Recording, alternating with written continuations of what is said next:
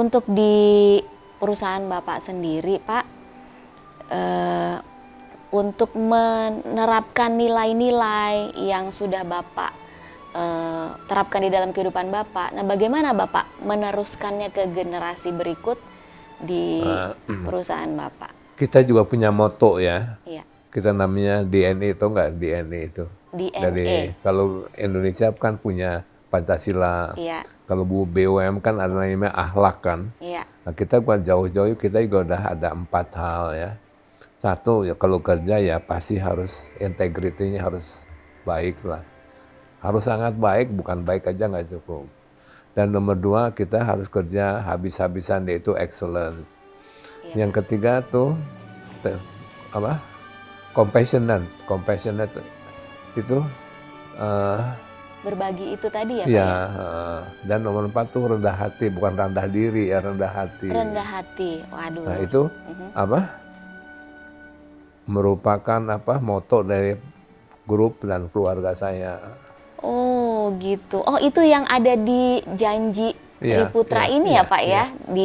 Yang selalu Iya. dikumandangkan bersama-sama seluruh karyawan dari Triputra Dan Group satu ini ya. lagi, kenapa lagunya Triputra itu lagunya apa? Tanah Airku.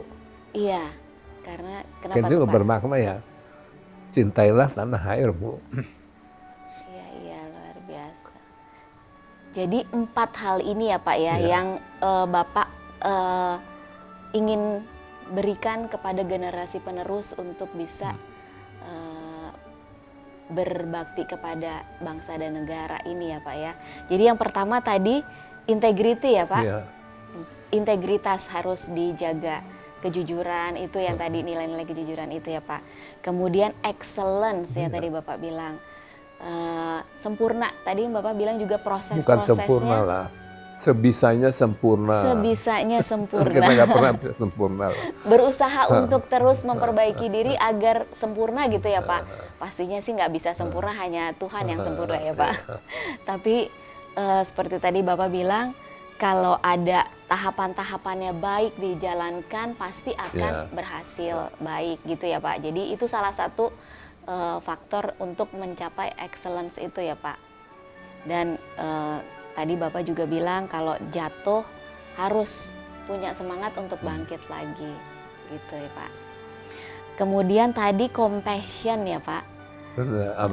Berbagi lah. Berbagi, ada kasih sayang di dalam menjalankan peran di dalam perusahaan dan juga untuk masyarakat sekitar. Supaya semua insan tuh yang di Tripta merasa nyaman.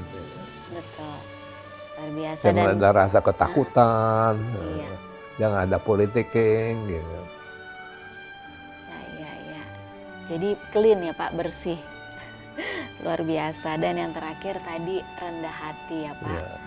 Aduh, ini benar-benar mungkin bisa tidak hanya di perusahaan Bapak saja mungkin ya, Pak, nanti di perusahaan lain, di keluarga saya juga ini sangat luar biasa untuk anak-anak belajar bagaimana rendah hati dan berbagi ini ya, Pak. Luar biasa. Jadi kayaknya komplit ya, Pak. Tidak hanya di dunia bisnis tapi juga di keluarga juga 4 hal ini juga menjadi keutamaan ya. Nah, berbicara tentang keluarga nih, Pak. Bapak kan tentu sangat memprioritaskan bagaimana bertanggung jawab sebagai leader di perusahaan Bapak. Nah, kalau untuk keluarga pernah nggak, Pak, dulu tuh ada komplain dari anak-anak Bapak dulu kurangnya waktu bersama dengan Bapak, gimana Bapak? Ya ada. Kemudian gimana Bapak membagi waktunya antara Tapi kan bisnis waktu dengan kan juga keluarga? ada waktu yang namanya quality time ya. Dan waktunya ya yang sisa ya sama anak-anak ya diberi waktu lah akhirnya. Ya, jadi pasti harus ada menyediakan waktu untuk anak-anak juga ya dan keluarga ya, Pak ya. Nah, untuk anak-anak generasi penerus Bapak, putra-putra Bapak juga ikut mendukung di perusahaan Bapak ya? Kenapa? putra-putra Bapak Ya. Tapi saya juga membedakan bisnis. begini. Saya memisahkan antara pemegang saham dan profesional. Hmm, Semua keluarga itu dilatih untuk menjadi pengusaha dan gimana kita pisahin manajemen tuh jadi buat profesional kita cari yang terbaik. hmm. Si keluarga itu buat ngawasin si manajemen Ah, supaya nggak ada saling kompetisi dalam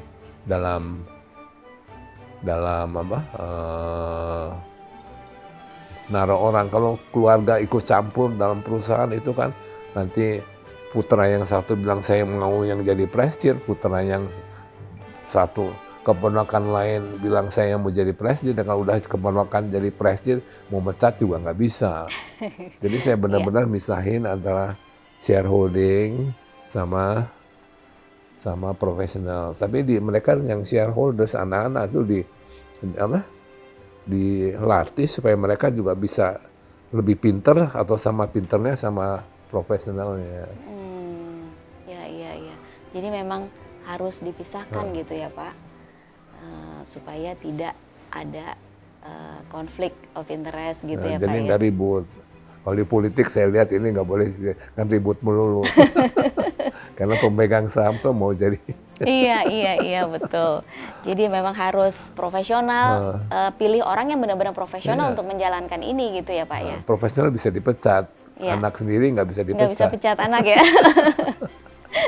Iya Pak.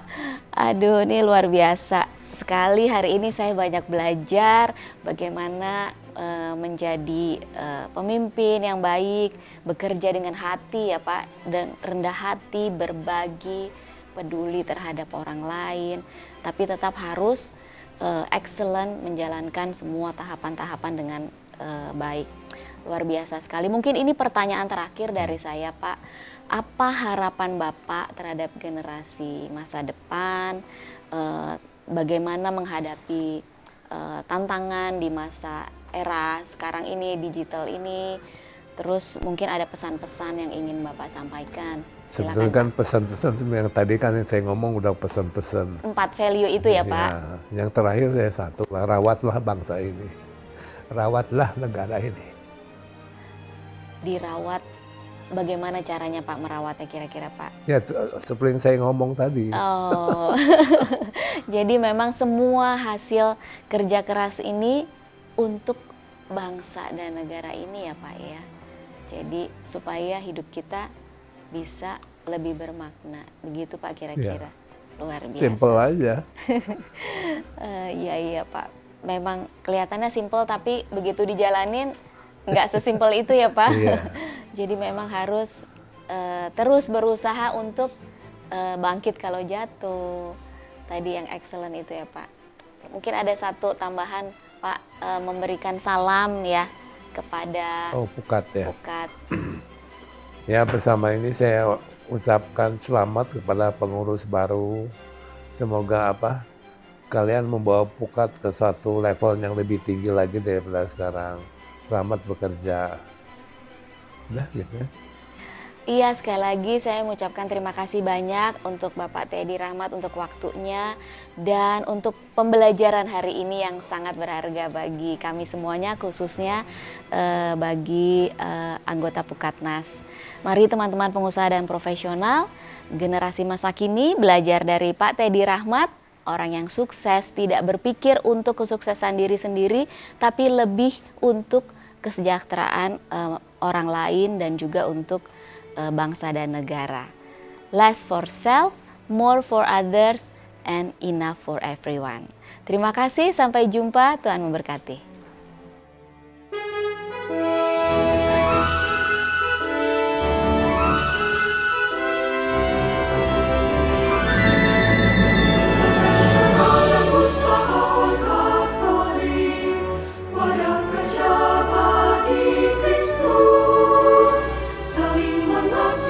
Saling menguatkan, kita layani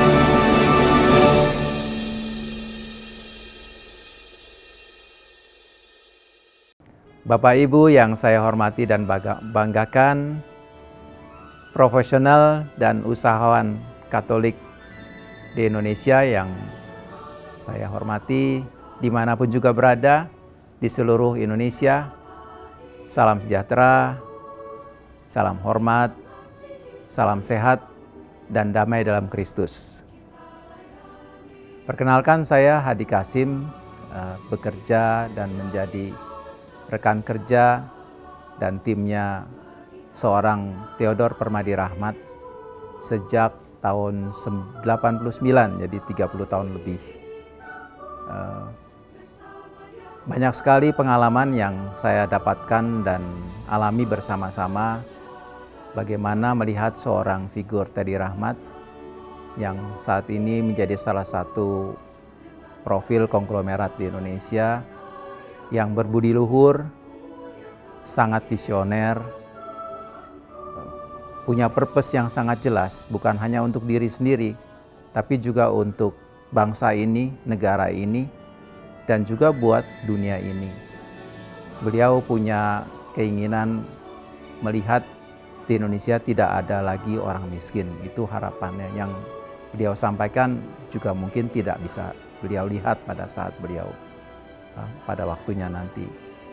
Nah, Pak Teddy ini berkiprah dalam banyak hal dengan DNA yang beliau bangun sekarang, yang sekarang sudah menjadi DNA perusahaan juga, yaitu integrity,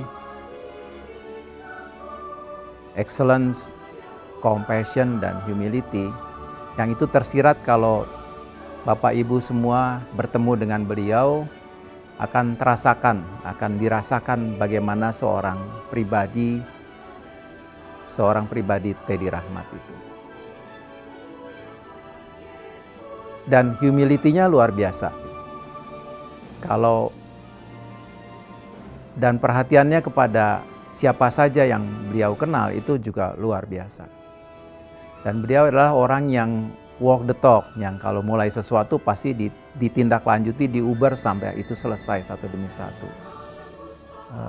Bahasanya tuh, saya sih sabar gitu, tapi harus gitu. Maksudnya sabar harus tuh ya, kalau nggak bisa sekarang ya besok ya harus diuber terus sampai harus jadilah. Gitu.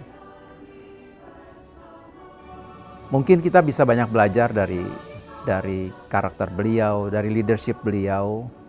Saya bersama dengan beliau lebih dari 30 tahun. Seingat saya belum pernah melihat Pak Teddy marah-marah. Bayangkan Bapak Ibu sekalian, nggak pernah melihat Pak Teddy marah-marah. Demikian tenang gitu. Kalau marah pun saya lihat caranya sangat elegan.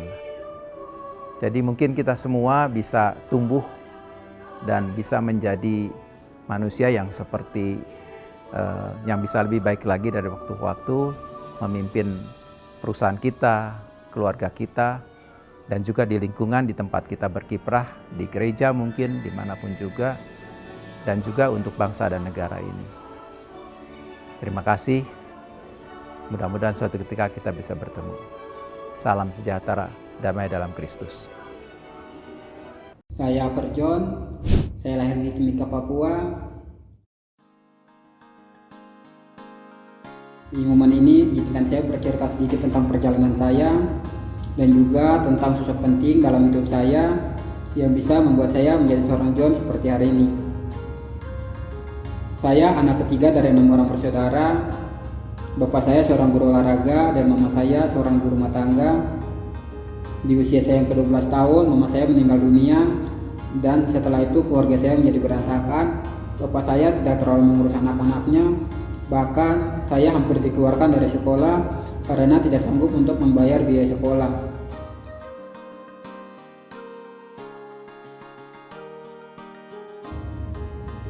Di pertengahan tahun 2008, bapak saya menawarkan saya untuk ke Sorong, Papua Barat untuk masuk ke panti asuhan.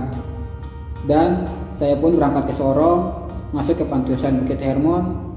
Saya tinggal di sana bersama anak-anak panti lainnya, bisa hidup lebih baik, bisa bersekolah, hingga saya tamat di SMK Negeri 3 dengan hasil nilai yang cukup baik.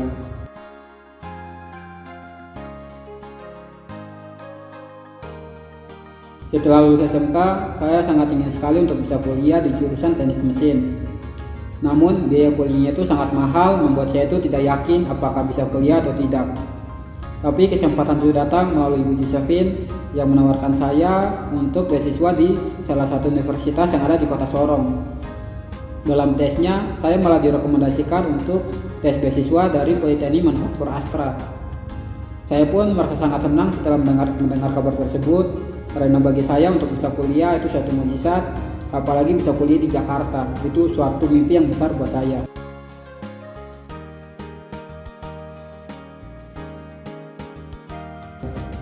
Dalam proses tes, saya mengalami beberapa kegagalan. Yang pertama, jalur beasiswanya sudah ditutup. Dan yang kedua, dari tes kesehatan, saya mengalami gangguan pendengaran. Setelah mendengar kabar tersebut, saya sangat sedih, sangat kecewa, saya menangis sejadi-jadinya. Karena bagi saya, anak dari pelosok yang punya mimpi untuk bisa kuliah di Jakarta itu telah hilang.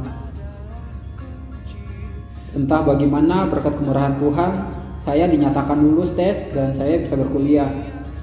Dan saya bisa kuliah di Jakarta dari beasiswa dari Polman dan beasiswa dari Yayasan Adan Rahmat.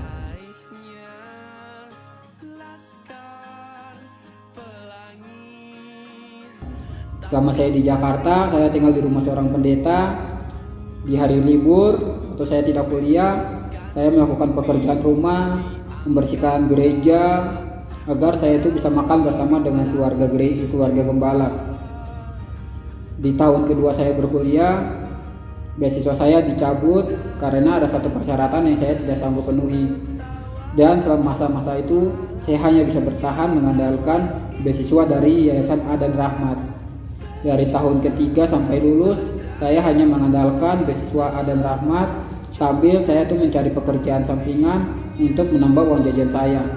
Singkat cerita, saya lulus kuliah dan di tahun 2016 saya diterima bekerja di perusahaan PT Akasi Wahana Indonesia sebagai foreman engineering di bagian gear manufaktur. Di tahun 2017 saya dipercayakan oleh perusahaan kami untuk ke Jepang dalam rangka cek mesin yang dibeli, dan di tahun 2018 juga saya dipercayakan untuk ke Jepang.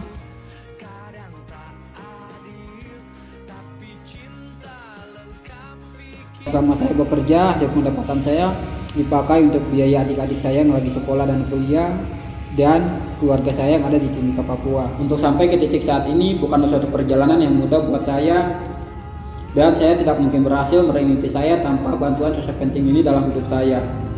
Ia adalah seorang bapak buat saya. Pak Teddy, terima kasih banyak untuk bantuan Bapak. Mungkin Bapak tidak mengenal saya, tapi saya merasakan kebaikan hati Bapak dalam hidup saya. Saya bisa melewati banyak masa sulit dan bisa meraih mimpi saya, itu semua berkat bantuan dari Bapak. Pak Teddy, selamat ulang tahun. Saya dan anak-anak Panti Asuhan Bukit Hermon senantiasa berdoa agar Tuhan selalu menjaga Bapak, memberikan kesehatan yang baik buat Bapak, panjang umur, perlindungan Tuhan dan kebahagiaan selalu buat Bapak dan keluarga. Pak Teddy yang saya kenal adalah pribadi yang sangat murah hati dan sangat peduli terhadap sesama, terutama mereka yang paling membutuhkan bantuan. Pak Teddy percaya akan pentingnya pendidikan. Dengan pendidikan, setiap orang bisa memperbaiki hidupnya.